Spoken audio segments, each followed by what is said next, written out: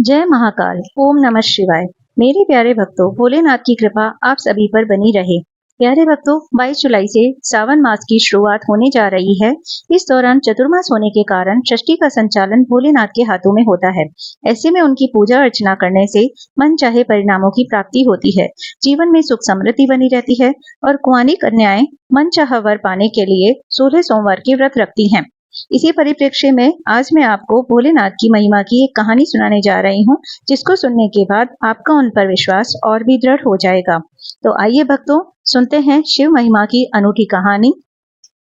शिव महिमा। शिव यानी महाकाल, भोलेनाथ, शंभु, नीलकंठ और न जाने ऐसे कितने नामों से पुकारे जाने वाले शिव की महिमा के बहुत से किस्से धार्मिक किताबों में मिलते हैं। शिव आदि हैं और अंत भी, अर्थात शिव सृष्टि के कण कण में विद्यमान है।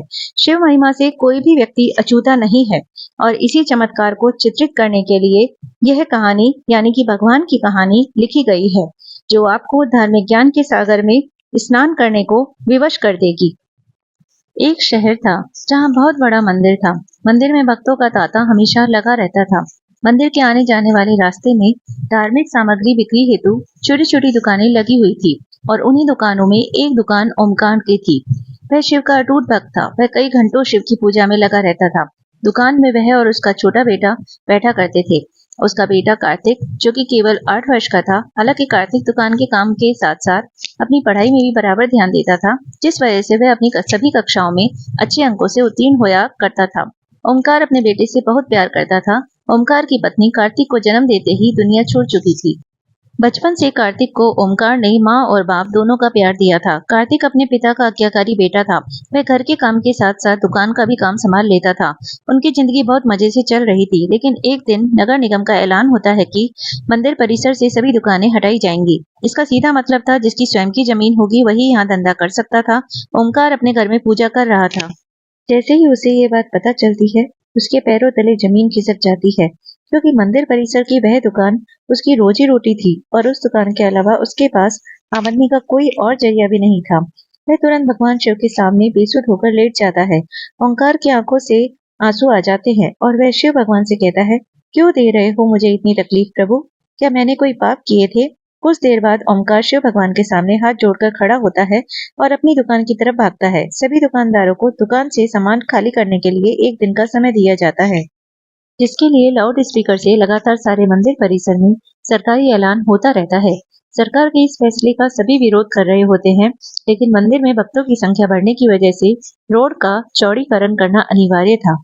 हालांकि प्रशासन ने मंदिर से थोड़ा दूर एक सरकारी जमीन में दुकानें बनाने की इजाजत दे दी थी, लेकिन उन जमीनों को लीज पर दिया जाना था और लीज की रकम लगभग जमीन की कीमत के बराबर ही पहुंच रही थी, जो कि ओंकार की पहुंच से बाहर थी।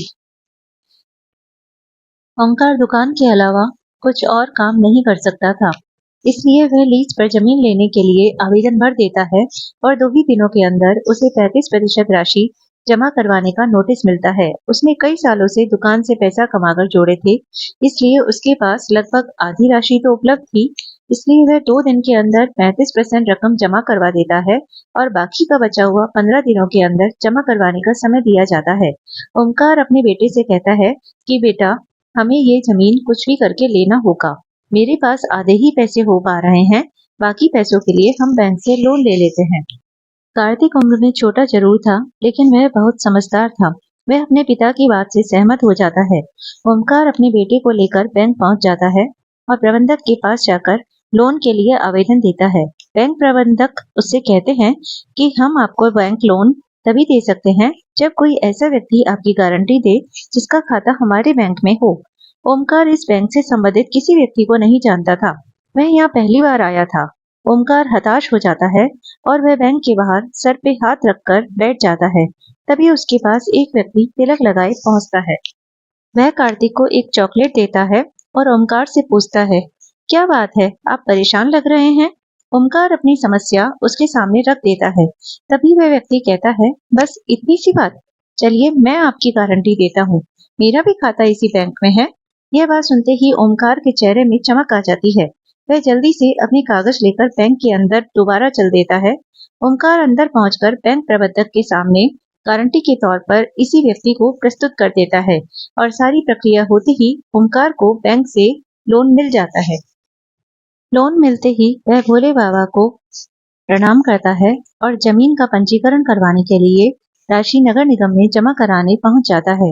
राशि जमा होते ही ओमकार को जमीन दे दी जाती है। 2 दिनों के अंदर ओमकार लकड़ी की दुकान बनवा लेता है। ओमकार दुकान के अंदर सबसे पहले शिव की मूर्ति स्थापित करता है और इसके बाद अपने धंधे की शुरुआत कर देता है। उसे लोन चुकाने का टेंशन खाए जा रहा था।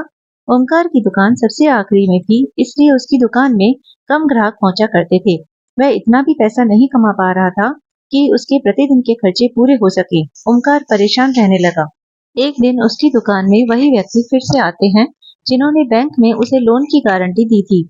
उन्हें देखते ही ओमकार अपनी दुकान में बैठने को कहता है और जल्दी से उनके लिए चाय नाश्ते का इंतजाम करता है। और जैसे ही वह व्यक्ति ओमकार से उसकी दुकान के हालचाल पूछते हैं तो वह अपना दुखड़ा रोने लगता है। वह व्यक्ति शिव की मूर्ति को नीचे रखे देख ओमकार से कहता है, तुमने शिव भगवान को ऐसे क्यों स्थापित किया है? उनके लिए छोटा सा मंदिर बना लो, तुम्हारा कल्याण हो जाएगा। और इतना कहकर वह वहां से चले जाते हैं। ओमकार उस व्यक्ति के जाते ही अपने काम में लग जाता है। 1-2 महीने के अंदर ओमकार की हालत बदतर होने लगती है। वह कर्ज में डूबता जा रहा था, लेकिन इसके बावजूद वह शिव की पूजा में उतना ही समय देता था जितना हमेशा से देता आया था। एक दिन वह थोड़ा जल्दी दुकान पहुंच जाता है और दुकान की साफ सफाई करने लगता है। ओमकार को अचानक उस व्यक्ति की बात याद आ जाती है कि शिव के लिए छोटा सा मंदिर बनवा लो। तभी ओमकार उस मजदूरों को बुलाकर दुकान के कोने में छोटा सा मंदिर बनवाने के लिए गड्ढा खुदवाने लगता है। लेकिन बहुत प्रयास करने के बाद भी उस जगह पर गड्ढा नहीं हो पा रहा होता और जब मिट्टी हटाकर मजदूर देखते हैं तो वह दंग रह जाते हैं। उन्हें एक विशाल शिवलिंग का ऊपरी हिस्सा दिखाई दे रहा होता है और जैसे ही वह किनारे किनारे मिट्टी हटाते हुए गहराई तक जाते हैं तो सभी के पसीने छूट जाते हैं, क्योंकि यह कोई साधारण शिवलिंग नहीं था। इसका आकार बहुत विशाल था और इसका पत्थर फौलाद से भी मजबूत था। शिवलिंग निकलते ही दुकान के चारों तरफ से हजारों लोगों की भीड़ जमा हो जाती है। दूर दूर से लोग वहां शिवलिंग देखने पहुंच जाते हैं। शिव के इतनी बड़ी मूर्ति जमीन के अंदर से निकलते ही खनिज विभाग के लोग उसे जब्त कर लेते हैं। शिवलिंग को मंदिर की संपत्ति मानकर मंदिर में स्थापित कर दिया जाता है, लेकिन मूर्ति निकालने की वजह से ओमकार की दुकान की कीमत आसमान छूने लगती है। सभी ग्राहक उसी दुकान से सामान लेने के लिए लाइन लगाने लगते हैं। दरअसल लोग उस जमीन को शिव जन्मभूमि का अंश समझने लगते थे। शिव महिमा ने ओमकार का जीवन बदल दिया था और इसी के साथ यह कहानी समाप्त हो जाती है। मेरे प्यारे शिव भक्तों, अगर आपको यह कहानी अच्छी लगी हो तो इसे आप ज्यादा से ज्यादा लाइक और शेयर करिए। और अगर आप ऐसी कहानी और सुनना चाहते हैं तो मेरे चैनल को सब्सक्राइब भी कर लीजिए। धन्यवाद।